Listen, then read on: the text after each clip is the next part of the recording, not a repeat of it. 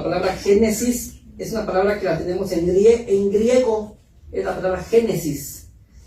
En hebreo es Bereshit, así es en hebreo, Bereshit, que significa origen o los orígenes.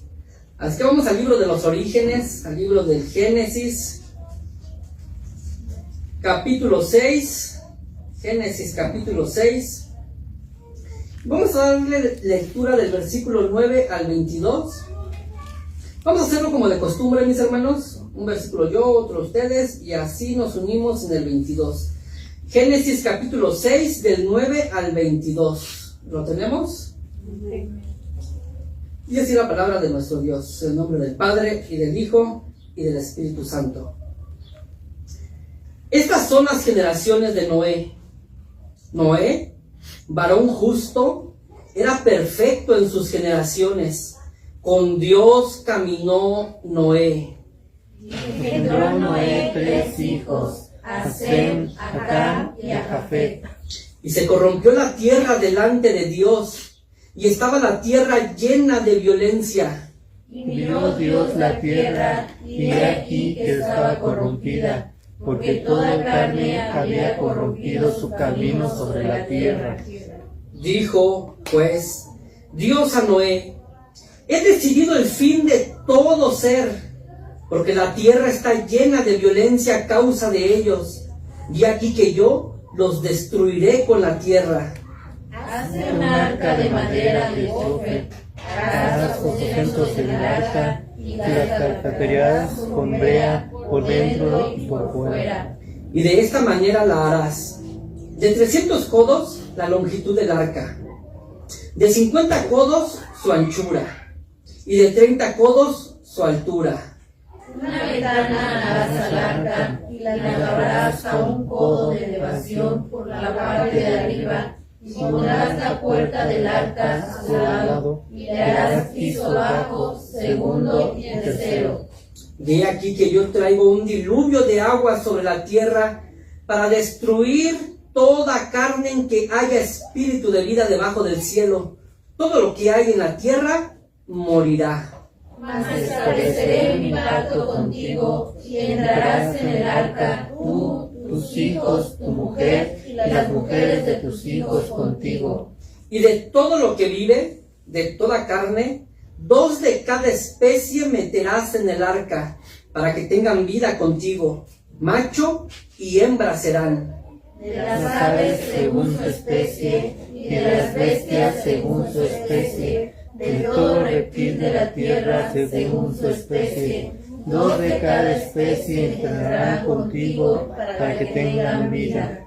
Y toma contigo de todo alimento que se come y almacénalo, y servirá de sustento para ti y para ellos. Y lo hizo así Noé, hizo conforme a todo lo que Dios le mandó. Amén. ¿Qué historia acabamos de leer? Yo creo que nadie había leído esta historia, nadie la conoce, ¿verdad? La historia de Noé. Esa historia es la primera vez, hermano, que la leo, que la escucho. Una historia, mis hermanos, que desde muy pequeños tenemos en nuestra mente la historia de Noé. Pero yo quiero llamar a este mensaje de la siguiente manera: una vida al servicio del propósito de Dios. Y quiero tener una idea central en este mensaje. Esta va a ser la idea que yo quiero estar tratando en esta historia de Noé. Y la idea es la siguiente: Dios salva a un pueblo por medio de Cristo para que toda su vida sea puesta al servicio de su propósito. La vuelvo a leer. Dios salva a su pueblo por medio de Cristo para que toda su vida sea puesta al servicio de su propósito. En otras palabras, mis hermanos, no tan rebuscadas, Dios nos salvó para servirle. Es lo que quise decir. Dios nos salvó para servirle. Uno de los temas que hemos estado repitiendo aquí, mis hermanos, ya creo que todo este mensaje han de ser como 4 mensajes, si es que recuerdan, que hemos ido llevando esa línea, esa temática: servir a Dios, servir a Dios. Dios te salvó, ¿sabes para qué, mi hermano? para servirle. Para eso te salvó el Señor. Pero mi hermano, detengámonos un poquito aquí. Cuando pensamos en servir a Dios, casi siempre pensamos en lo siguiente. Cuando pensamos en servir a Dios, casi siempre pensamos en lo siguiente. Y no me vas a dejar mentir. Decimos, servir a Dios, y lo que viene a nuestra mente es un púlpito, ¿sí o no?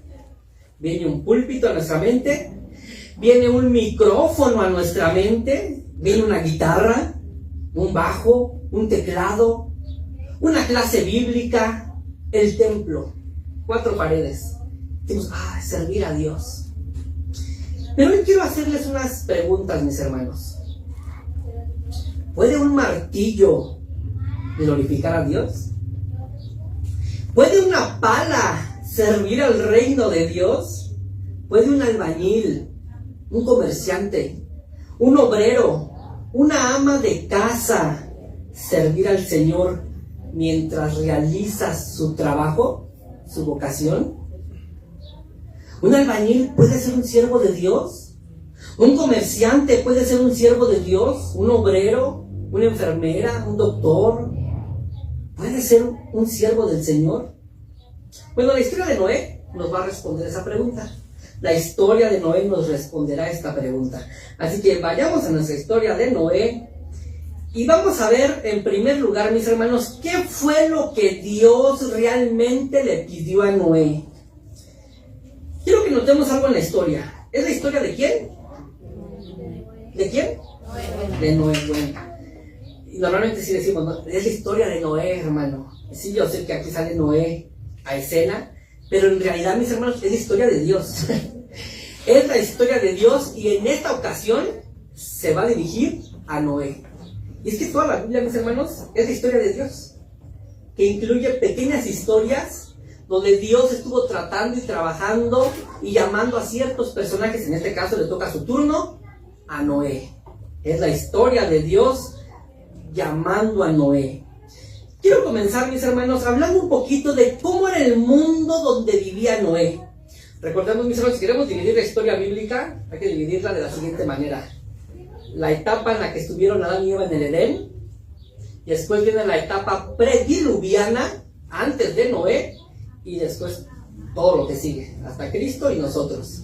Así que, ¿cómo era el mundo prediluviano? Porque recordemos que con Noé que vino un diluvio que acabó con todo. Solo sobrevivió Noé y su familia. ¿Cómo era este mundo? Miren, mis hermanos, ayer yo también comentándole a mi esposa, me gusta siempre cuando preparo mis mensajes, de repente estarle comentando a mi esposa, ay, amor, mira, estoy estudiando aquí y esto, aquello. Cuando pensamos en la historia de Noé, mis hermanos, gracias a Dios que tenemos en nuestra mente la historia de Noé, porque desde pequeños nuestras maestras nos los enseñaron. Aquí está también una de mis maestras de pequeño, mi hermana Esther, era mi maestra también la llevaba a dar clases ella de niño. ¿Por qué cree que hace 8 días respondía todas las preguntas?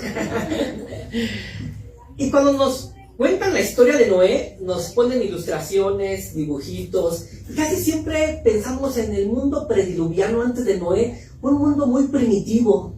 ¿No tienen en su mente ese imaginativo? Así, en el tiempo de Noé, un mundo muy primitivo, casitas muy sencillas. Es más, Noé quizás está construyendo un arca en un lugar muy despoblado. Pero mis hermanos, cuando venimos al texto bíblico, han pasado ya varios siglos desde que Dios creó al hombre, y lo más seguro, mis hermanos, es que en el tiempo de Noé era una civilización muy avanzada, muy avanzada. Había ciudades, había músicos, había carpinteros, o sea, todo lo que hoy tenemos, ya en el tiempo de Noé, ya existía, era una sociedad muy avanzada. Así que lo más probable, mis hermanos, es que cuando Dios le pide a Noé que construya el barco, que me estoy adelantando a su llamado, Noé no lo hace en un despoblado, quizás lo hace en la ciudad. Por ahí hay una película que de una manera irónica y cómica presenta una historia parecida, ¿no? Un hombre construyó no sé si algunos la recuerdan, perdón, yo sí la he visto, mis hermanos, y construye un arca en una ciudad y todos se burlan de él y dicen, ¿qué haces construyendo un barco en medio de la ciudad? Algo así fue con Noé. No fue que allá en el campo, oye, vamos a ver a qué Noé que está construyendo. No, ahí de repente los vecinos despertaban, otra vez Noé con esos martillos. Ay, ese Noé. Era una ciudad muy avanzada, una civilización muy avanzada, mis hermanos. De hecho, dice el versículo 11 que leímos, se había corrompido la tierra delante de Dios y estaba la tierra llena de violencia. Mi hermano, en ciertas etapas de la historia, no es que los hombres en el tiempo de Noé fueran más malvados que los de hoy, pero en ciertos momentos de la historia, Dios retira ese freno que es parte de su gracia, donde al ser humano no lo deja pecar todo lo que puede. Hay etapas en la historia donde Dios retira ese lazo de gracia y la gente se destrampa y hace violencia y muchas cosas que uno dice, ¿cómo puede llegar el hombre a tanto? Bueno, el hombre es capaz de eso y más, solo que Dios en su gracia estorba para que la maldad no fluya. Dios reina, mis hermanos, y siempre ha reinado en su mundo, y Él muchas veces pone muchos frenos para que el hombre no sea lo malvado que puede ser. Hay muchos frenos, lazos de gracia que Dios nos pone. Por ejemplo, el gobierno. ¿Qué sería del hombre sin un gobierno, hermanos? Bien dicen que aún a pesar de que el gobierno sea un mal gobierno, frena la maldad. Sí la frena. Retira el gobierno de un lugar y es la anarquía. Todos hacen lo que quieren. Si Dios retirara, mis hermanos, esos son lazos de gracia que el Señor pone. Si Dios retirara ese núcleo llamado familia en la sociedad, ¿qué haríamos sin familia? Es que la familia es un lugar donde constantemente hay que rendir cuentas, ¿no?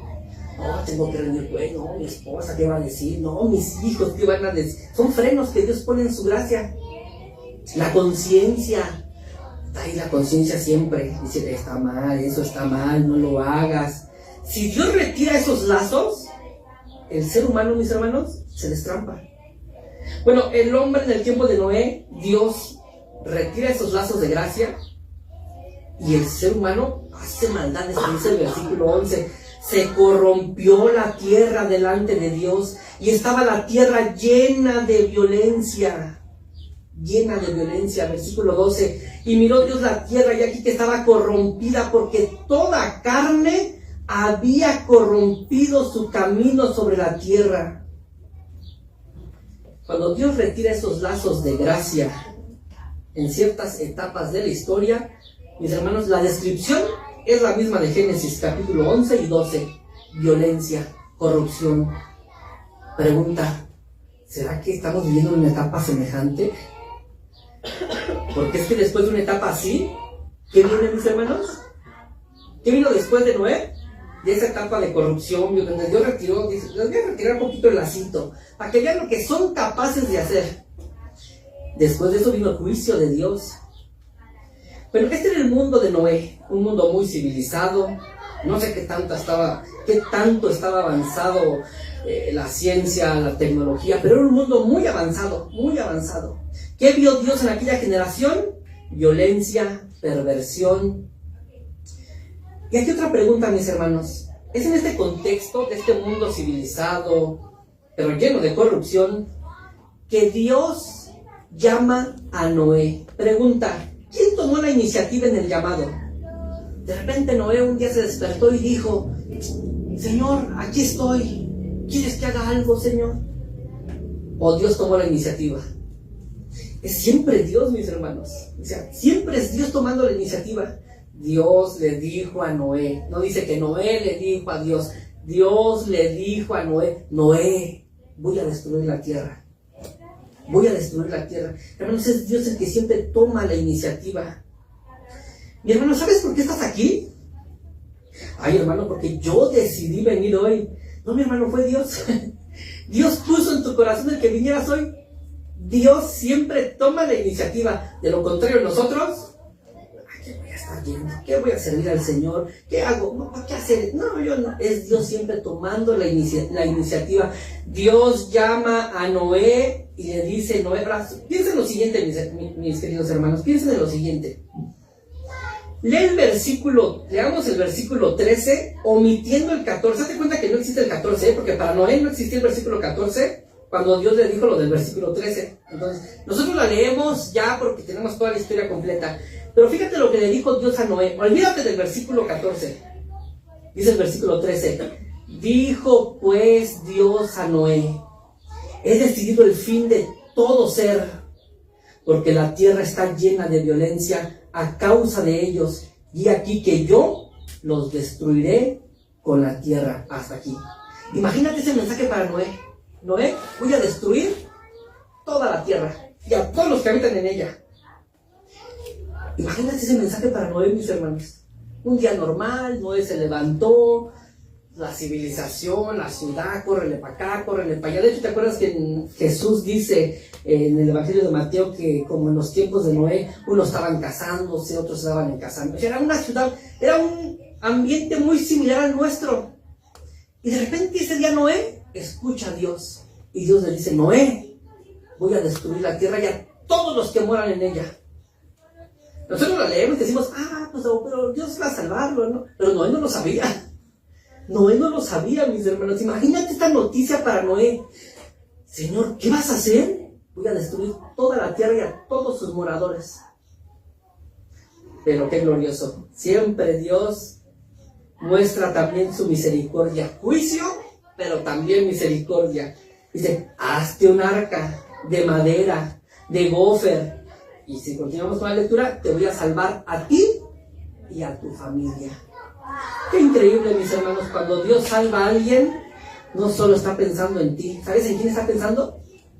En toda tu familia. Te va a salvar a ti, Noé, y a tu familia. Hasta las nueras también.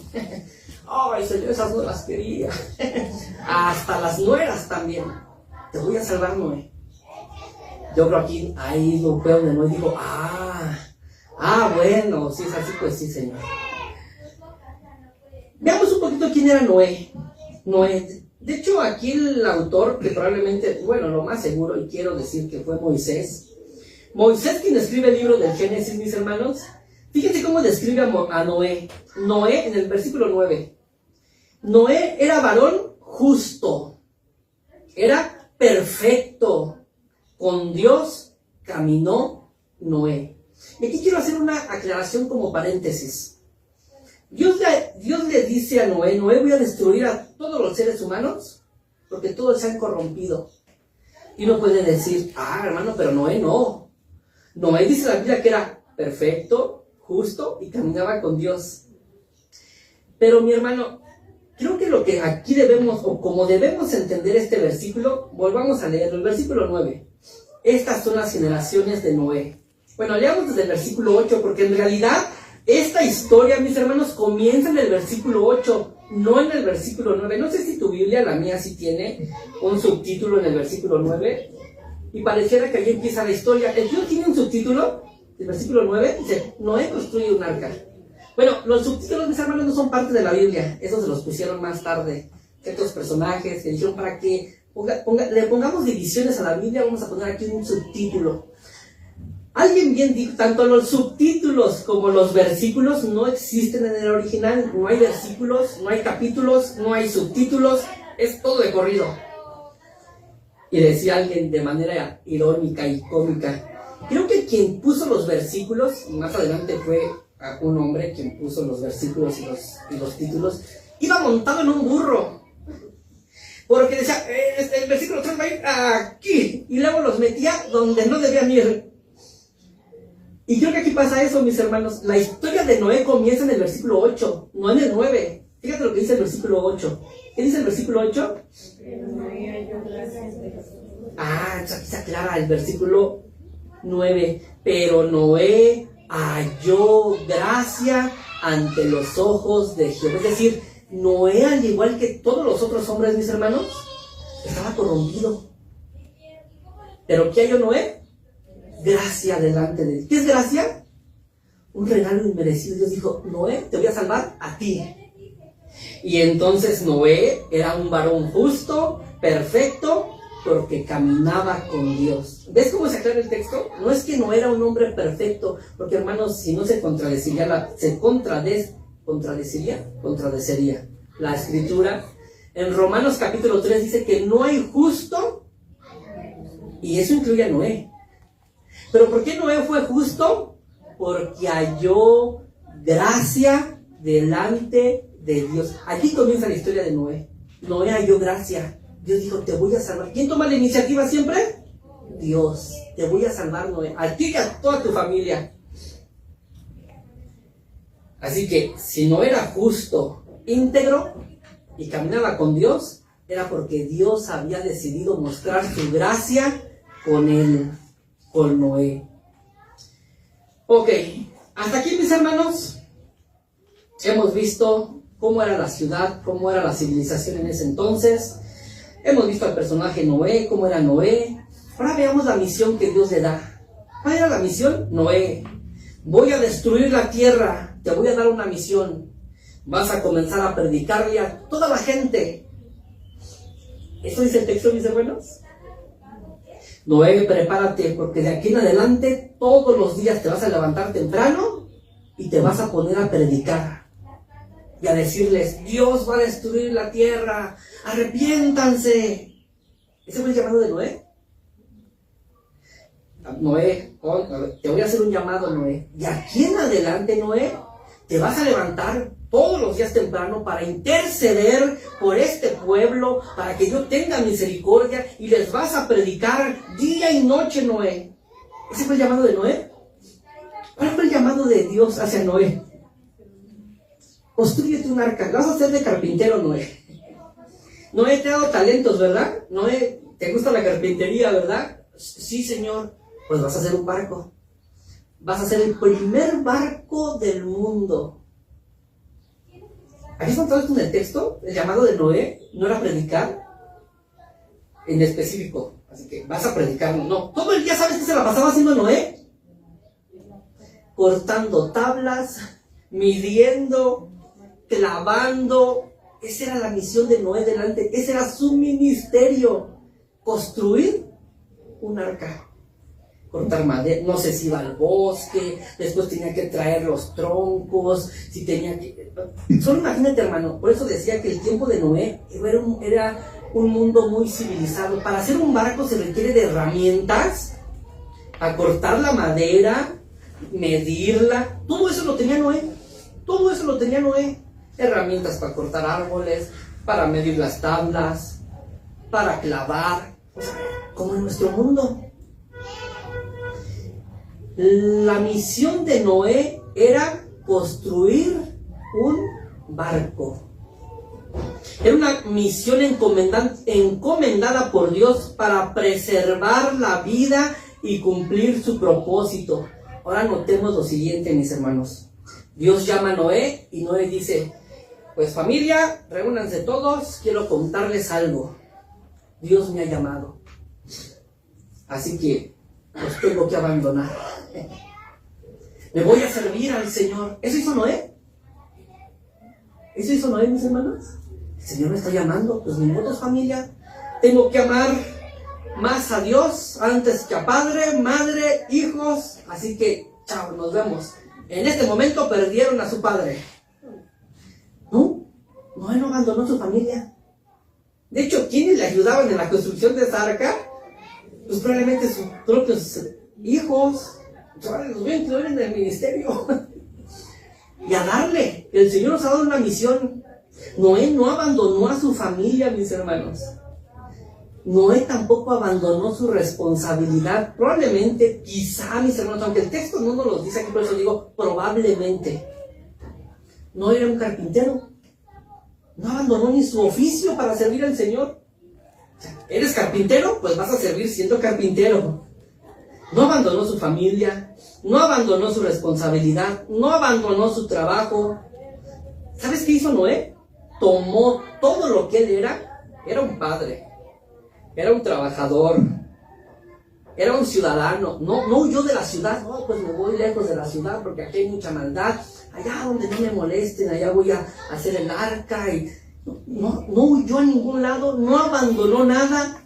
Tomó todo lo que era, todo lo que sabía hacer y lo puso al servicio del propósito de Dios. ¿Ves el llamado de Noé? Mi hermano, Noé no dejó su vocación para servir a Dios. Puso su vocación al servicio de Dios. Señor, soy carpintero, aquí están mis manos, aquí está mi habilidad, la pongo a tu servicio. Cada medida, cada tabla, cada corte, cada golpe con el martillo, cada día de trabajo, ¿sabes qué estaba haciendo Noé? Sirviendo al Señor. Estaba clavando con el martillo y estaba sirviendo al Señor. Y el Señor decía, me agrada lo que haces, Noé. Me agrada lo que haces. Cortaba una tabla, la medía con excelencia. ¿Te das cuenta cómo Dios le da así? Hazla de tantas medidas, Noé. Hazlo así, hazlo asado, después la colocarás así. O sea, el trabajo de Noé era un trabajo excelente. Excelente. Y de esa manera, ¿sabes qué estaba haciendo? Glorificando y sirviendo a Dios, haciendo un trabajo excelente. Cada medida, cada tabla, cada golpe de martillo, cada día de trabajo, todo era obediencia. Todo era obediencia. No estaba Noé simplemente construyendo un barco, estaba respondiendo al llamado de Dios, usando sus habilidades y su vocación al servicio del Señor. Qué diferente ministerio de Noé al que muchas veces creemos o pensamos que Dios nos llama y nos dice, abandona todo, deja todo. Noé no abandonó nada, no dejó nada, sino que todo lo puso al servicio del Señor. Hasta su familia, todo lo puso al servicio del Señor. Ahora, mis hermanos, ¿por qué era tan importante preservar a Noé? Y es que aquí, la historia bíblica, mis hermanos, toda la historia bíblica es una sola historia. Uno de los errores que cometemos a veces es hacer fragmentos de la escritura y creer que una historia no conecta con la otra. Toda la Biblia, mis hermanos, es un metarrelato. Es un metarrelato, una gran historia. La Biblia es un metarrelato, una gran historia. ¿Sabes cuál es la historia de toda la Biblia? La redención que Dios nos proveyó a través de Cristo. Eso trata la Biblia. Cómo Dios nos proveyó un Salvador que perdonara nuestros pecados. Esa es la historia de redención. De Génesis a Apocalipsis, de eso va a tratar la Biblia. O bueno, ¿y dónde encaja Noé en esa historia de redención? Imagina lo siguiente, hermano. Imagina un círculo grande. Y dentro de ese círculo grande, círculos pequeños. Un montón de circulitos pequeños. Un círculo grande.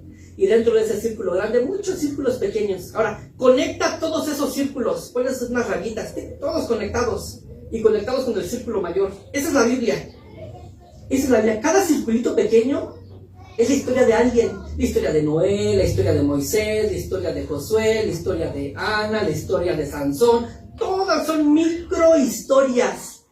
Microrelatos de un metarrelato, pequeñas historias de una gran historia, y todas siempre están conectadas. ¿Sabes con quién? Con Cristo. Todas están conectadas con Cristo. No importa qué personaje sea, qué historia veas en la Biblia, tiene una conexión con Cristo. Bueno, la pregunta, ¿por qué era tan importante preservar a Noé? ¿Qué habría pasado, mis hermanos? Piensa en lo siguiente. ¿Qué habría pasado si Noé hubiera perecido junto con toda la humanidad? ¿Qué hubiera pasado? A ver, piensa un poquito. ¿Qué hubiera pasado si hubiera perecido toda la humanidad? Y podemos decir, hermano, pues ya no existíamos nosotros. Sí, sería una consecuencia. Pero hay algo mucho más importante, mis hermanos, que si Noé hubiera perecido junto con todos, Dios hubiera sido mentiroso. ¿Cómo así? ¿Te acuerdas Génesis 3:15? Después de que Adán y Eva pecan y se rebelan contra Dios, y entonces aparece Dios. Adán, ¿dónde estás? Y sale Adán, Señor, la mujer que tú me diste, la mujer, la serpiente, Señor. Y entonces el Señor, Dios, Jehová, comienza a marcar una sentencia. Tú, Adán, ahora trabajarás con sudor. Es decir, el trabajo ya existía, mis hermanos, desde antes de que el hombre cayera, el trabajo ya existía. El trabajo es glorioso, es maravilloso, es un regalo de Dios. Lo que no existía era el cansancio, ni el sudor que Ay, ya me cansé. Esa fue la consecuencia de nuestro pecado. Noé, ahora con sudor vas a trabajar. Mujer, ahora con dolor vas a dar a luz. Y tú, serpiente, te arrastrarás. Pero Dios le hace una promesa a la mujer, ¿la recuerdas? Génesis 3:15. De hecho, se le conoce como el protoevangelio. El evangelio en miniatura, como la semillita del evangelio. Dios le dijo a la mujer que de ella se levantaría uno que aplastaría la cabeza de la serpiente. Iba a levantarse un hombre que iba a aplastar la cabeza, que iba a acabar con el pecado. Mi hermano, si Noé hubiera perecido junto con todos los seres humanos, Dios hubiera sido mentiroso, porque Él lo prometió. Él prometió que iba a levantarse un hombre que iba a acabar con el pecado. ¿Quién fue ese hombre? ¿Era Noé? No. De Noé vino Sem. De Sem vino Abraham. De Abraham vino David. ¿Y sabes quién vino de David? Cristo. ¿Ves la conexión de la historia de Noé? Se dijo Dios, tengo que preservar a Noé porque yo he hecho una promesa. Y mi hermano, Dios siempre cumple sus promesas. Si Noé hubiera muerto, Dios se hubiera quedado como un mentiroso. Pero Él no miente. Él no es hijo de hombre para que mienta. Así que dijo, preservaré a Noé. Y de él vendrá la simiente de ese hombre que nacerá y acabará con la condenación del pecado. ¿Quién acabó con la condenación del pecado? Cristo. Cristo. Pero notemos algo más sorprendente, mis hermanos. Notemos algo más sorprendente. Dice aquí, estamos en el punto número 2. ¿Por qué Dios preservó? ¿Qué fue lo que Dios realmente... no, perdón, ya está, me estoy confundiendo yo, mis hermanos. Es que aquí estoy con mis hojitas, las engrapé mal, fíjense. Dice, apúrate, hijo. Me brinqué una hoja, ¿me regreso? Ok, aquí vamos. Si Dios no hubiera preservado a Noé, mis hermanos, entonces la promesa de un Salvador no se hubiera cumplido. Notemos lo siguiente. Noé fue preservado del juicio. ¿Recuerdas que Noé, Dios lo guardó en el arca? ¿Quién cerró la puerta del arca, mis hermanos? Fue Dios. De repente, ¡pum!, la puerta se cerró. ¿Quién estaba dentro? ¿A quién protegió Dios? A Noé y a su familia. Estaban protegidos del juicio de Dios. Pero ahora piensa en Cristo. Piensa en Cristo. ¿Cristo fue librado del juicio? Él no fue librado del juicio, Se cerró la puerta y el Hijo se quedó afuera. Tú recibirás el juicio. O sea, en la Biblia tenemos a ciertos personajes que son prototipos de Cristo. Y en cierta forma Noé se parece al Señor. Pero en otras hay un contraste muy enorme. Mientras Noé fue preservado del juicio, Cristo no. ¿Recuerdas a Jesús en el Getsemaní? Señor, si es posible, pasa de mí esta copa. Y el Padre le dijo, no. Se cerrará la puerta y quedarás afuera, porque llevarás el castigo de Noé. ¿Por qué Cristo tuvo que experimentar el juicio? Porque estaba tomando el lugar de Noé. Noé también merecía morir, solo cayó gracia. Dios le dio algo que no merecía, le dio su gracia. Pero alguien debía pagar por sus pecados. ¿Quién tenía que pagar por sus pecados? Cristo. Cristo muere en lugar de Noé. Noé necesitaba un Salvador y Cristo vino a ser ese Salvador. El juicio que Noé merecía cayó sobre Cristo. Sobre él cayó todo ese juicio, todo ese diluvio de la ira de Dios cayó sobre Cristo. Pero aún más, mis hermanos, el juicio que nosotros merecemos también cayó sobre Cristo. Nosotros fuimos guardados en Cristo. Es que Pablo siempre usa esa expresión, en Cristo. Para los que están en Cristo, dice Romanos, ninguna condenación hay para los que están en el arca. En Cristo, no hay condenación para ti. Pero sobre Cristo cayó ese juicio. La ira de Dios que nosotros merecíamos cayó sobre Cristo. El arca libró a Noé del juicio que él merecía. Cristo recibió ese juicio para librarlo a él, a Noé y a todo su pueblo. Mis hermanos, Cristo dejó los privilegios de su gloria para servirnos y entregar su vida por nosotros. Cristo dejó su trono de gloria, donde lo adoraban, le servían, le decían día y noche, santo, santo, santo. Dejó todos los privilegios de su gloria, se hizo hombre para tomar nuestro lugar, para cumplir esa promesa. Va a venir de la descendencia de la mujer uno que acabe con el pecado. Y apareció Cristo en el momento preciso. Cristo no vino solamente a enseñarnos cómo vivir, mis hermanos. Fíjate que a veces rebajamos el evangelio a moralismo. ¿Qué es ser cristiano? Pues portarte bien. Bueno, eso es moralismo, no es evangelio. Sí, el evangelio te demanda que te portes bien porque tienes la vida de Cristo, pero ese no es la esencia del evangelio. Eso es moralismo, legalismo. Haz esto, esto y esto y esto y esto para ser salvo. Ese no es el evangelio. El evangelio es esto y esto y esto y esto y esto y esto lo hizo Cristo por ti, para regalarte a ti su vida, para que tú puedas vivir como a Dios le agrada, ya no siendo tú, sino siendo Cristo en ti. Cristo no vino solamente a enseñarnos cómo vivir, vino a ocupar nuestro lugar, vino a cargar el juicio que nosotros merecíamos, vino a salvar a Noé, a Abraham, a David y a todos los que por fe esperaron y confiaron en la promesa de Dios. Habrá alguien que acabe con el pecado. Hermano, Cristo lo entregó todo, todo por ti, todo por mí. Ahora, ¿qué pide Cristo de aquellos por quienes murió?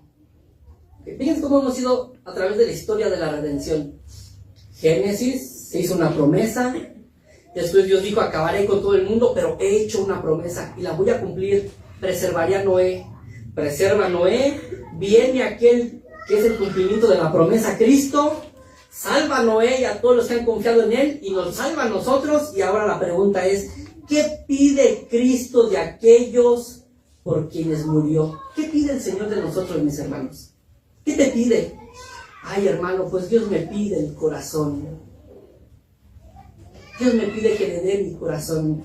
¿Has escuchado esa frase de acepta a Cristo en tu corazón? No estoy en contra, pero no hay ni un versículo en la Biblia, mis hermanos, donde diga que Cristo quiere entrar a tu corazón. No lo hay. Si quieres darte la tarea esta semana, búscala ahí en tu corazón. ¿Dónde dice en la Biblia que Cristo quiere entrar a mi corazón? No hay ningún versículo. No es parte de una moda para evangelizar. Cristo quiere entrar a tu corazón. Dale a Cristo tu corazón. La realidad es que Cristo no quiere tu corazón. Él te quiere todo a ti. O no quieres nada. Cristo no solamente vino para que le des una parte de tu vida. Cristo vino para asegurar nuestro destino eterno y para que rindamos toda nuestra vida a su servicio. Él vino a redimir toda nuestra vida y eso incluye tu vocación, tu trabajo, tu familia, tus talentos, tus dones, tu profesión, tu tiempo. Hermano, ¿entiendes ahora mejor la historia de Noé? ¿Cuál es el llamado de Noé? Noé, entrégamelo todo. Entrégamelo todo y sin dejar nada. Seguirás estando con tu familia, seguirás en tu trabajo, seguirás haciendo lo que yo te he dado, la habilidad que tú haces, pero entrégamelo todo, ríndelo a mi servicio. Ahora nosotros, mis hermanos, Dios no nos está pidiendo. ¿Recuerdan cómo comencé? Cuando pensamos en servir a Dios, pensamos en un púlpito, pensamos en un micrófono, pensamos en un teclado, en una guitarra. Eso es servir al Señor. ¿Quiénes sirven al Señor? Pues los hermanos que están enfrente. Mi hermano, servir al Señor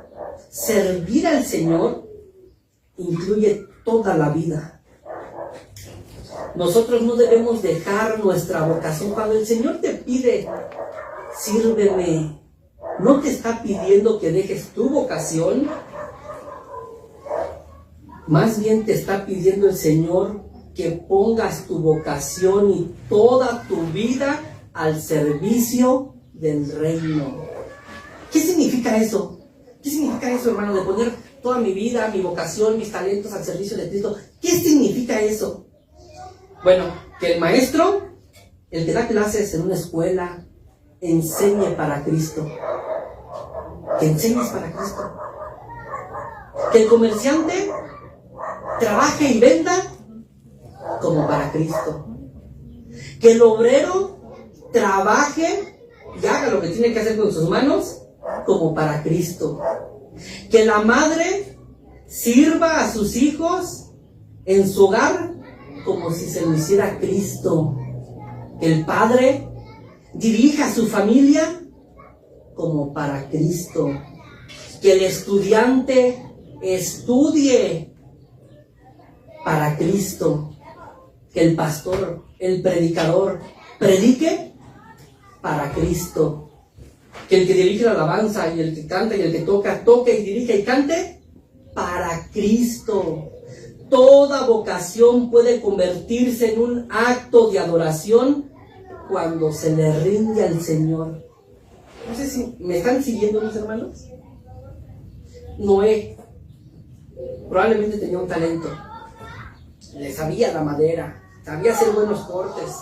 Y Dios le dice: Noé, sírveme. ¿Y qué hizo Noé? Abandonó su oficio, abandonó su trabajo y se fue a predicar. A ver qué comen mis hijos. Pues el Señor proveerá. No, Noé siguió trabajando, pero dijo: pero ahora lo haré para el Señor. ¿Qué quieres que haga, Señor? Hazte un barco. Señor, nunca ha llovido. ¿Recuerdas que dice la Biblia que nunca había llovido? Estamos lejos del mar, Señor, aquí es una ciudad, pero te voy a obedecer, voy a trabajar para ti. Y cada martillazo será para tu gloria, Señor. Cada corte de madera será para tu gloria. Mi hermano, eso es servir al Señor. Servir al Señor no es dejar tu trabajo, no es dejar tu oficio, no es dejar de estudiar. Ay, mis hermanos, esa idea de deja de hacer esto porque vas a servir al Señor, tanto mal le ha hecho al pueblo de Dios. Hubo una etapa en la vida cristiana que decían: pues ¿para qué estudio? Si el Señor ya viene. ¿Sí recuerdas esos momentos? ¿Para qué construyo mi casa? Pues si el Señor ya viene. Total, hombre, vamos a esperar al Señor. ¿Para qué hago esto? ¿Para qué me esfuerzo? Mira, esa no es la vida cristiana, mis hermanos. La vida cristiana es: sigue trabajando, sigue prosperando, sigue avanzando, pero hazlo todo para el Rey, para el Señor, porque de Jehová es la tierra y su plenitud, el mundo y los que en él habitan. Mi hermano, cuando te preparas y estudias, ¿sabes para qué lo deberíamos de hacer? Ay, hermano, para colgar mi diploma ahí y poner graduado de la UNAM, o del Poli, o de la que ustedes quieran. No, hermano, no es para eso. ¿Sabes para qué es? Para decir: Señor, para tu gloria. Ahora aquí está mi conocimiento, Señor, lo quiero usar para bien, lo pongo a tu servicio, ayúdame a hacer del bien a mi prójimo.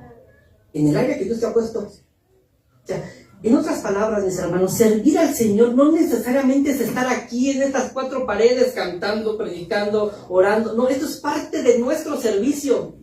No es todo el servicio. Dios quiere que vayamos y sirvamos como Noé. Mi hermano, si te toca cortar madera, recuerda, puedes hacer de ese trabajo un servicio al Señor. Ya no voy a trabajar para mi patrón, que ya ni lo aguanto. Mejor voy a trabajar para ti, Señor. ¿Cómo trabajaba Noé? ¿Recuerdas que Dios le dijo: córtalas de tal medida, vas a poner? ¿Cómo trabajaba Noé? Excelente. ¿Por qué? Porque dijo: te rindo, Señor, mi talento, mi vocación a ti, y lo voy a hacer para ti. Por tanto, repito, quien es maestro y se dedica a la docencia debe enseñar para Cristo. Cada alumno decir: es como si fuera Cristo. Voy a enseñarle a Cristo. El comerciante, el que vende, decir: cada cliente que me llegue es Cristo. Debo tratarlo con justicia y debo de tratarlo bien. El obrero que trabaja en una fábrica, voy a trabajar y hacer los productos que tengo que hacer para Cristo. La madre que sirve en el hogar y ve a esos chamacos latosos, decir, ay Señor, voy a servirles como si fueras tú, Señor, para Cristo. El padre que dirige y sostiene una familia, Señor, ya no voy a mirar a mi familia, que ni me lo agradecen al final, lo voy a hacer por ti, Señor. El estudiante estudie para Cristo, y el que predica, también que predique para Cristo, porque mis hermanos, puedes y podemos estar aquí sirviendo al Señor y no estarlo sirviendo, Podemos estar aquí predicando y ¿sabes a quién se está sirviendo uno? Pues a uno mismo. Ay, para que digan que bien predica el hermano, que bien toca el hermano, y para que los hermanos vean ahora sí que así le eche ganas, pues los hermanos ya no están sirviendo al Señor. Es que servir al Señor no tiene que ver con un lugar específico, con un puesto, con un encargo. Servir al Señor es algo del corazón, es algo de nuestras motivaciones. ¿Qué me motiva a hacer lo que hago? Señor, ¿lo hago para mi gloria o para la tuya? Durante muchos años, mis hermanos, las personas vieron a Noé levantar tabla tras tabla. No traigo el dato exacto, pero fueron casi, creo, como 100 años que Noé estuvo trabajando, mis hermanos, construyendo un arca. Imagínate, mis hermanos, todos los días lo veían a aquel hombre construyendo un arca, levantando maderas. Para muchos simplemente era un hombre construyendo un barco, pero delante de Dios, Noé era un hombre que había rendido toda su vida, su vocación, su propósito y todo lo que sabía hacer bien, lo había rendido a los pies del Señor. Dijo, aquí está, Señor, a tu servicio. Hermano, hoy el mundo también nos observa. ¿Crees tú que el mundo no nos observa? Sí nos observa, como a Noé nos observa. Tal vez no estemos construyendo un arca. Tal vez Dios nos ha dado una vocación de levantar una pared, de pegar tabique, o de dar clases, o nos toca trabajar en una fábrica, o atendiendo un negocio, o cuidando a nuestros hijos. La pregunta ya no es ¿qué estamos haciendo? La pregunta es ¿para quién lo estamos haciendo? Cristo soportó, mis hermanos, el juicio que nosotros merecíamos para hacernos suyo. Cristo fue a la cruz y llevó nuestros pecados, se entregó en la cruz, sufrió la ira de Dios. Lo entregó todo por nosotros. ¿Y qué parte de tu vida tú no le quieres entregar? Señor, yo soy tu hijo, soy salvo, pero mi trabajo no te lo entrego, Señor. Ese no te lo quiero entregar. Ahí no quiero trabajar como para ti. Ahí quiero trabajar para mí. Señor, mi estudio, ese no te lo quiero entregar, Señor. Ese lo quiero guardar para mí, para mi gloria, para mi deleite. Señor, mi vocación es eso que hago también. Eso no te lo quiero entregar a ti. Mi hermano Cristo lo entregó todo por ti. Dejó su gloria. Ahora Dios que nos pide que pongamos todo eso, nuestra vocación, nuestros talentos, a su servicio. Noé no dejó su vocación para servir a Dios, mis hermanos. Puso su vocación al servicio de Dios. Y ahora nosotros, cuando Dios nos pide que le sirvamos, no nos está pidiendo que dejemos nuestra vocación. Nos está pidiendo que pongamos toda nuestra vocación y toda nuestra vida al servicio de su reino. Como dice el apóstol Pablo, y termino. Y todo lo que hagáis, ¿recuerdas el pasaje? Y todo lo que hagáis, sea de palabra o de hecho, hacedlo todo para la gloria de Dios. ¿Sabes qué es eso? Servir a Dios. Eso es servir a Dios. Cuando lo que haces, dice el Señor, para tu gloria. Señor, voy a preparar de comer a esos chamacos latosos y a mi esposo que nunca me dice gracias y que siempre le pone un pero y que siempre dice, pero le faltó esto.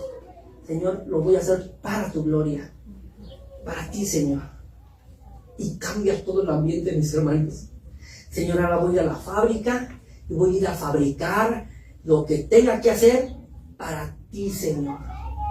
Ahora voy a ir a la escuela, al hospital, a donde Dios te envíe, y lo voy a hacer para ti. ¿Sabes en ese momento en qué te has convertido? En un siervo y una sierva del Señor.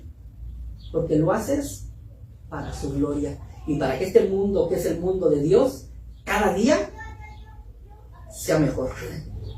¿Por qué no inclinas tu cabeza y vamos a Dios en oración? Oh Señor,